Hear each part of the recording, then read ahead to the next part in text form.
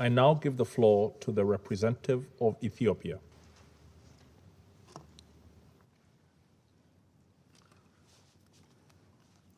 Thank you, Mr. President.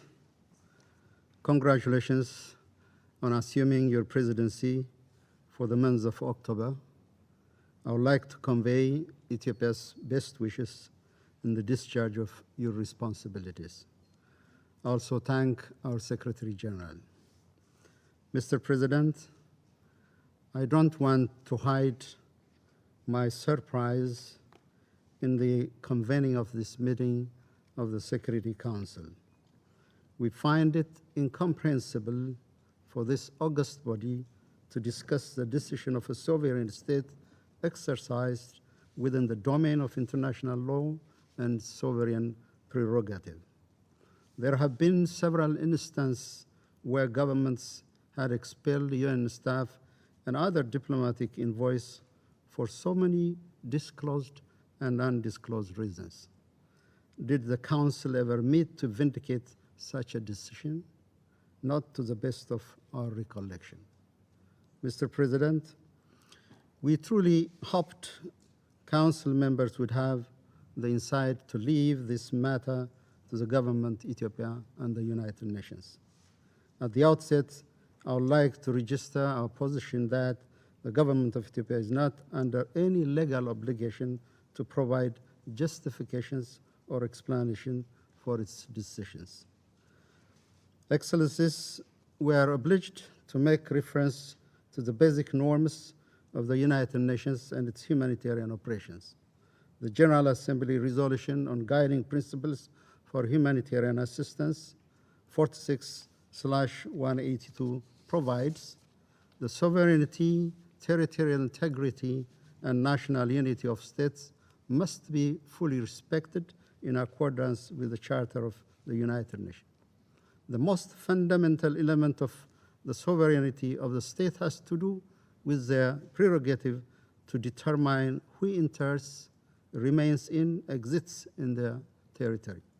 When we appeal for support and work with the UN or other humanitarian operators, we have not foregone this fundamental right. Therefore, the government will continue exercising its due right and responsibility on monitoring and screening all humanitarian operators in Ethiopia. Any suggestion to the contrary is unacceptable. As to the legality of the decision, leaving the details aside, the UN itself can be quoted for arguing decisions of persona non grata apply to the UN as well. Mr. President, when it comes to the obligation of UN staff, the rules are unequivocal. Article 101, paragraph 3 of the UN Charter provides all staff members employed by the United Nations must have the highest standards of efficiency, competence, and integrity. In the context of humanitarian operations, integrity entails adhering to principles of neutrality, impartiality, humanity, and independence. It also requires respect for the laws and police power of the host state. Furthermore, they must respect the code of conduct of UN, which, among others, provides the following. First, UN staff shall neither seek nor accept instruction from any government or from any other source external to the organization. Second, staff members shall not use their office or knowledge gained from their official functions for private gain, financial or otherwise, or for the private gain of any third party, including family, friends, and those they favor. Third, staff members shall not communicate to any government, entity, person, or any other sources any information known to them by reason of their official position. These cardinal principles, for the safeguard of which UN staff enter a solemn oath and swear on their conscience, mean that in the presence of contradicting views, competing interests, political pressures, and all forms of temptation, the UN staff will remain neutral. In the presence of deceit, coercion, and vested interest, they will preserve their independence. And in the existence of consideration that may appear to be reasonable basis for decision, UN staff will be guided by humanity only. The UN staff, Ethiopia expelled, sidelined their oaths, the rules of professional conduct, and the principles of humanitarian assistance. Mr. President, let me cite few examples among the multitude of transgressions that we selected with great care and caution. Needless to say, the misconduct of few individuals doesn't speak to the professional and able team of the UN in Ethiopia or anywhere else. Rather, it speaks of the serious ethical dilemma that existed in the humanitarian operation in Ethiopia for the past 11 months. These individuals executed the conspiracy created by TPLF and its member to generate an image of extreme casualty that warrants quote-unquote humanitarian intervention and rescues the criminal group. To use their own words, they were looking to create a Darfur-like situation. They suddenly and overnight created 1 million victims of health disaster, while OCHA country office reports 2.8 million people that need emergency health assistance. The main OCHA office was made to report 3.8 million, only because that level of inflation of misery was needed to elevate the crisis to level 3. They categorized the situation in Tigray under IPC 5, based on data collected from a region of 6 million population by a single FAO staff and interpreted by 2 UN staff that are Ethiopian and open TPLF supporters based in Rome. They assisted in fabrication of false allegations submitted to the UN Security Council as a white paper. The white paper contained unfounded allegations, including the use of hunger as a weapon, and proffered the need to apply Resolution 2417/18. The former head of OCHA was made to report to this council 152 Ethiopians died due to food shortage, while such incident had never occurred. They made up the data and went to the extent of disinforming this global security body. About 2 weeks ago, they reported 12 individuals died of hunger in an IDP camp, while the organization running the IDP camp, an internal organization itself, came out and stated the allegations are simply false. They implored UN agencies to conduct investigations outside of their mandate to meet the instruction of TPLF to generate exhibits matching the false allegation released on medias and to supposedly substantiate a case before the ICC. They didn't even show mercy to victims of gender-based violence. First, in violation of the protection of protocols of safe houses for victims of gender-based violence, they invited TPLF armed men and militia to the safe houses. In addition, they exposed the safe house before an international media and invited interviewers and interrogators to safe houses to intimidate victims and elicit testimonies. This, Mr. President, is happening in a city where close to 13,000 detainees and prisoners were released with absolute impunity, and thousands of armed youths are roaming in the streets, already creating terror on residents. These individuals recorded a UN staff meeting and gave a copy to TPLF for the sake of providing it with material it could use to back its false allegations. These individuals openly celebrated and make other UN staff cheer the so-called victory of TPLF and the withdrawal of the National Defense Forces from Tigray. They openly conducted activism in support of TPLF, a group proscribed as terrorists, and make political statements that instigate violence and inflame the conscience of the Ethiopian public. They assisted siphoning food, medicine, communication equipment, all other essential supplies and equipment and transfer to TPLF. Right before their expulsion, they were facilitating the deportation of ethnically segregated group of Ethiopian migrants from Saudi Arabia and their resettlement in third country in Africa for training and preparation before they join combat with TPLF. In effect, a parallel UN operation that completely sidelined the UN country office was created. Apart from the selfish interest of individuals, we have evidences that the entire endeavor is created by a higher and more sophisticated motivation that seeks to undermine the Ethiopian state and rescue the TPLF. Ethiopia deeply resents this experience. Mr. President, expulsion was not our primary course of action. In multiple occasions, we explained our concern to UN officials. On July 8, 2021, the Deputy Prime Minister and Foreign Minister of Ethiopia wrote a letter to the UN Secretariat explaining in great details the misconducts of the UN staff that require corrective measures.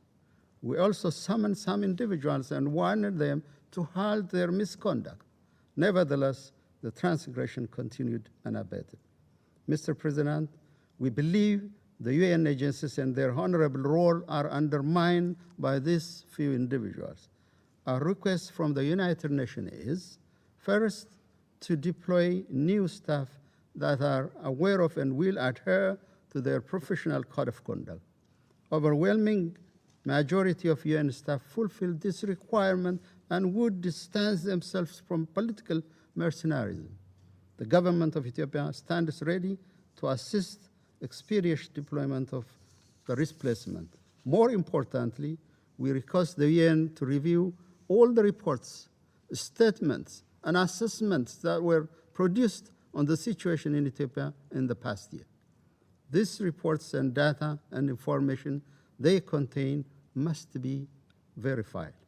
This audit is necessary for us to build and sustain trust and advance the exemplary cooperation between the Ethiopian government and the United Nations. Mr. President, the United Nations is an invaluable development and humanitarian partner for Ethiopia for many years. I want to underscore the great values we attach to the support of our organization during this difficult time. We also believe majority of the UN staff we have the privilege of working with have the requisite integrity and decency.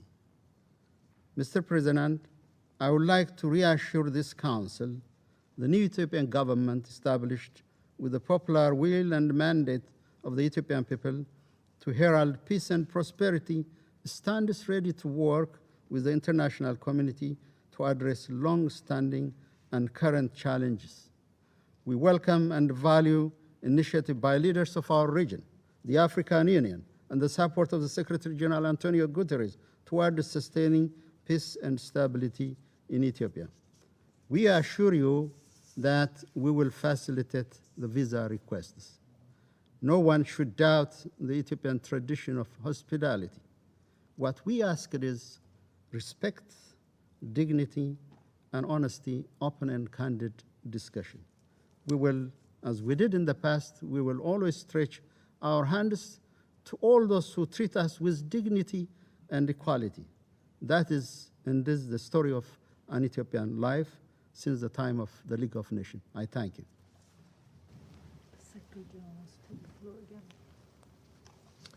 I thank the representative of Ethiopia for his statement and invite the Secretary General of the United Nations to take the floor. Thank you very much, Mr. President.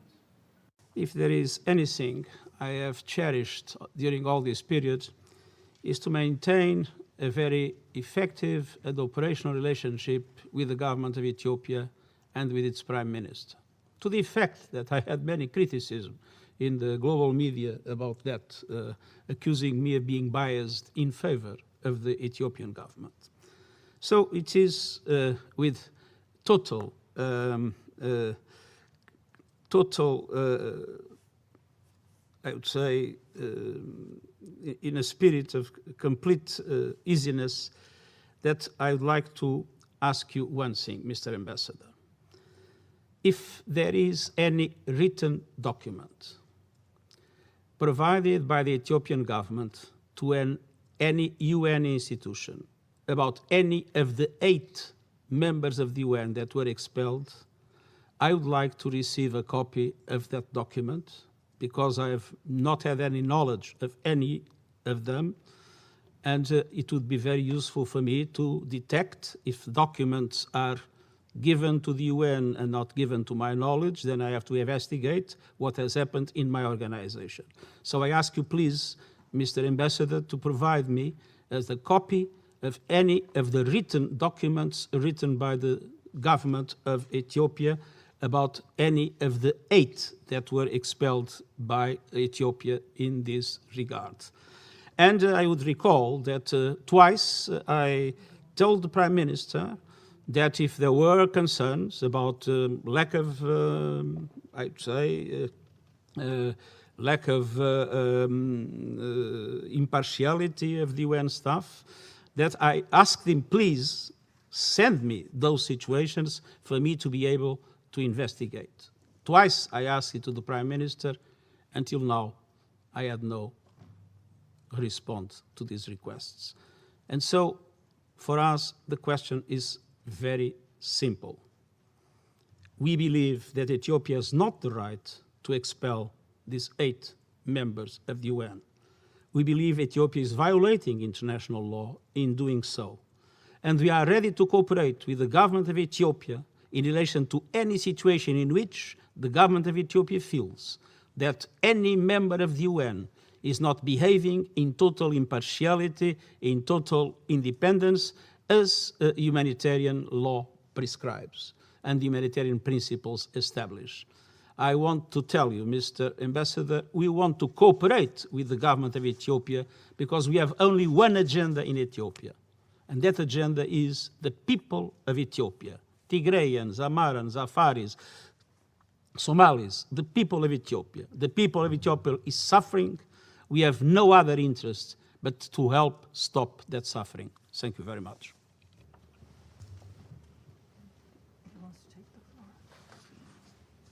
I thank the Secretary General for his further clarification. The representative of Ethiopia has asked for the floor to make a further statement. I give him the floor. Thank you, Mr. President. Mr. Secretary General, I hear you loud and clear.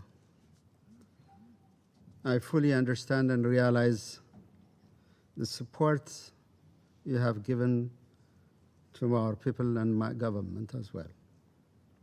We know where your heart is. You have approached our issue with candidness, with candor, and we highly respect that.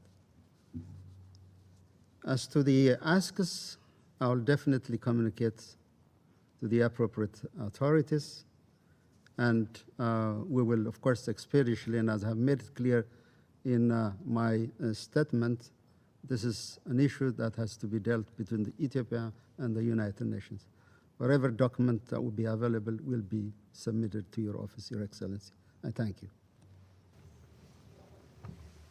I thank the representative of Ethiopia for his statement.